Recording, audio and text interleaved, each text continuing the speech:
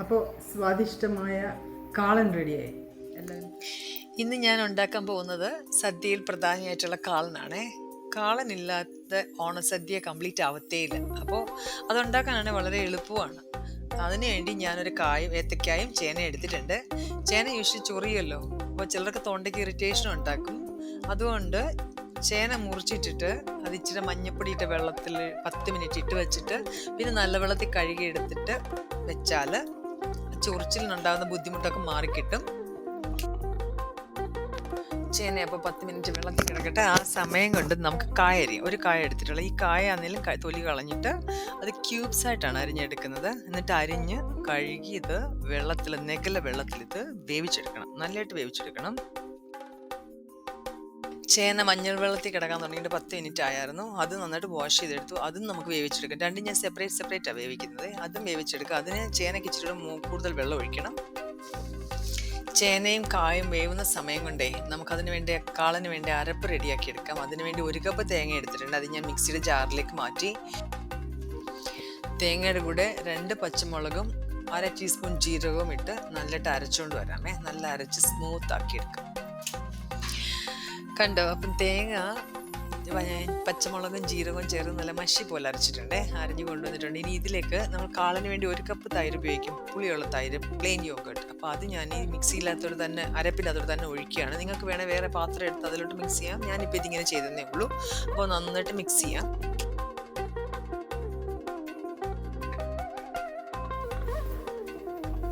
കാളൻ ഉണ്ടാക്കാനായിട്ട് അരച്ച് വെച്ചിട്ടുണ്ടല്ലോ. അപ്പോൾ ആദ്യം എന്താ ചെയ്യുക, അത് തന്നെ പാത്രത്തിൽ ഒഴിച്ചിട്ട് അതൊന്ന് ചൂടാക്കണേ. തിളപ്പിക്കരുത്, നല്ല ബോയിലിംഗ് പോയിന്റ് എത്തുന്ന പോലെ ചൂടാക്കി എടുക്കണം. അതാണ് ഫസ്റ്റ് സ്റ്റെപ്പ്. നമ്മുടെ സദ്യയിലെ കാളൻ ഇമ്പോർട്ടൻ്റ് തിങ്ങാണ്, അത് വേണം. ഓലൻ, കാളൻ, പിന്നെന്തായിരുന്നു എരിശ്ശേരി, ഇതൊക്കെയായിരുന്നു പണ്ട് സദ്യയിലുണ്ടായിരുന്നത്.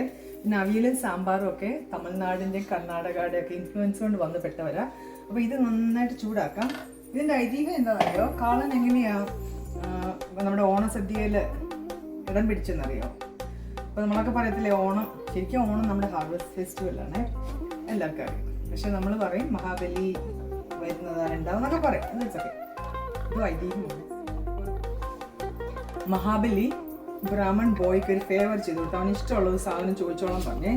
അപ്പോൾ ആ ബോയ് എന്താ ചോദിച്ചതെന്ന് വെച്ചാൽ പുളിയും എരിവും മധുരവും ചവർപ്പും ഒക്കെ ചേർന്നൊരു കറി ഉണ്ടാക്കി കൊടുക്കാൻ പറഞ്ഞു. അങ്ങനെയാണ് ഈ കാളൻ ഉണ്ടായതെന്നാണ് ഐതിഹ്യം. കാളൻ ഉണ്ടാക്കുമ്പോൾ നല്ല പുളിയുള്ള തൈര് എടുക്കണേ. പുളിയുള്ള തൈര് വേണം. നല്ല സ്മൂത്തായിട്ട് തേങ്ങ അരച്ചെടുക്കണം. അപ്പോൾ ഇതിൻ്റെ അകത്തെല്ലാം ഇല്ല, ചേനയൊക്കെ ഉണ്ടല്ലോ വെന്ത് കറക്റ്റ് ഉടയണം. കായൊക്കെ ഓവർ ഉടഞ്ഞു പോകാൻ പാടില്ല, എന്നാൽ ഉടയാതിരിക്കാനും പറ്റത്തില്ല. അങ്ങനെയൊക്കെ നോക്കിയിട്ടാണ് നല്ല കാളൻ ഉണ്ടാക്കുന്നത്. ഇത് കുറുക്ക് കാളൻ എന്നല്ല പറയാം, നല്ല കുറുകിയിരിക്കും. ചെറിയ ചൂടിൽ നന്നായിട്ട് ഇളക്കി ബോയിലിംഗ് പോയിന്റ് വരെ എത്തിച്ചെടുക്കണം. തവിയേന്ന് സ്റ്റീം വരുന്നുണ്ടോ? ഇതിനകത്തൊന്നും നല്ല ആവി വരുന്നുണ്ട്, തവിയേലും വരുന്നുണ്ട്, കാണാമോ? അപ്പോൾ നല്ല തിളയ്ക്കുന്ന പാകം, തിളച്ചിട്ടില്ല അത്രയും ആയി. അപ്പോൾ അതിലേക്ക് വേവിച്ച് വെച്ചേക്കുന്ന കായ, അതിൻ്റെ ഇച്ചിരി വെള്ളം ഉണ്ടായിരുന്നു, അതും കൂടെ ചേർത്ത് വെച്ച് ഇതിലോട്ട് ചേന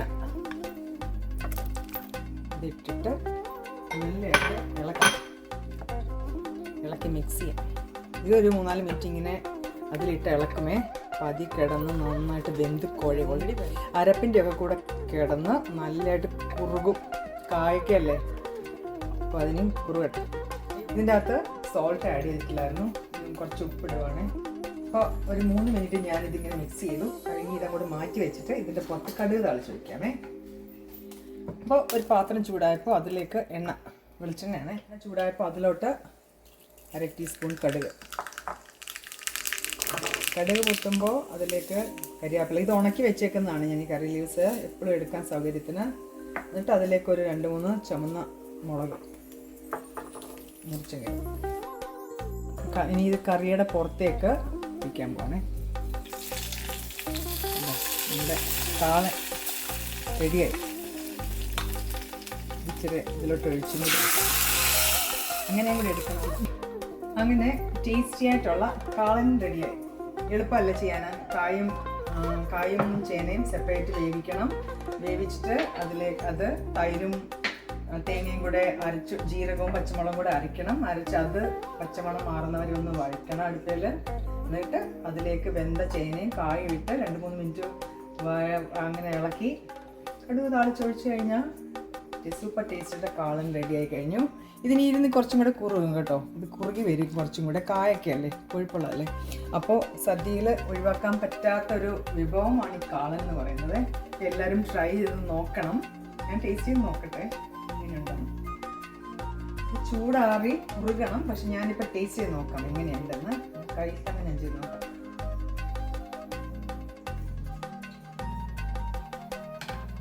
ഉപ്പിൻ്റെ കുറവുണ്ട്. എന്തായാലും ഉപ്പ് കറക്റ്റ് ആയില്ലെങ്കിൽ ടേസ്റ്റ് വരത്തില്ലേ.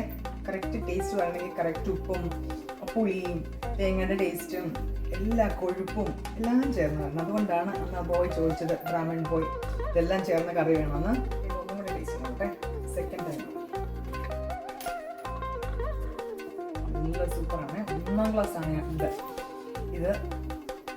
ചേനയുണ്ടല്ലോ, ഞാൻ നിങ്ങൾ കാണിക്കും. ചേന എന്ന് വെച്ചാൽ നമ്മൾ ചോറിലിട്ടിട്ടേ എടുത്തേ ഉടയ്ക്കുമ്പം നമ്മുടെ വിരലും കൊണ്ട് ഇങ്ങനെ തൊട്ടാൽ അതങ്ങ് ഉടഞ്ഞു പോകണം. അങ്ങനെയാണ് പാകം ആവേണ്ടത്. ചേന വെന്തിട്ട് കായ് നല്ലതായിട്ട് വെന്തിട്ടുണ്ട്, പക്ഷേ സ്റ്റിൽ കഷ്ണങ്ങൾ കിടക്കുന്നുണ്ട്.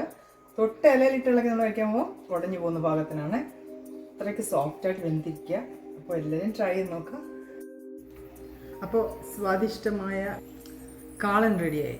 എല്ലാവരും ട്രൈ ചെയ്ത് നോക്കുക. എല്ലാവർക്കും ഹാപ്പി ഓണം.